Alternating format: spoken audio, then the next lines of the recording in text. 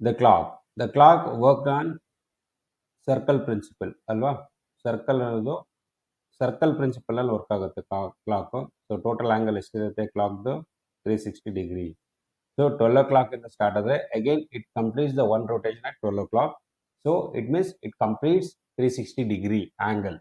Okay, angle ಅನ್ನೋದು ತುಂಬಾ important. Total angle ಎಷ್ಟು ಬರುತ್ತೆ ಕ್ಲಾಕ್ ಅಲ್ಲಿ ಅಂದ್ರೆ it is 360 work based on circle principle. Okay, so one rotation complete ಆಗೋದಕ್ಕೆ ಎಷ್ಟು ತಗೊಳುತ್ತೆ? ಒನ್ ರೊಟೇಷನ್ ಕಂಪ್ಲೀಟ್ ಆದರೆ 360 ಡಿಗ್ರಿ. ಓಕೆ, ಇಲ್ಲಿ ಎರಡು ಮೂಡ್ ಇದೆ important. Minute and hour hand ಅನ್ನೋದು ಮೇಜರ್ ಆಗಿರುತ್ತೆ ನಮಗೆ. Minute and hour hand.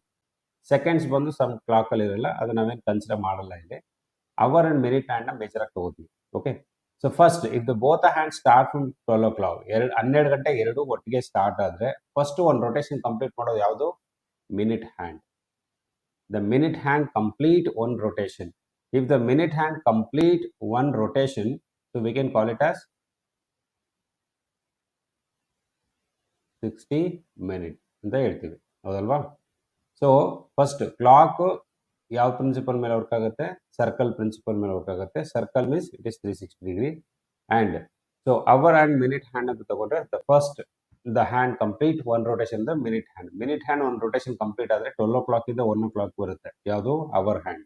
So ಇದನ್ನ 60 minutes ಅಂತ ಹೇಳ್ತೀವಿ. It means 360 degree divided by 60. 0 0 cancel. It means 6 degree ಅಂತ ಅರ್ಥ. ಇದರ ಅರ್ಥ ಏನು ಅಂದ್ರೆ, ಸೊ 1 minute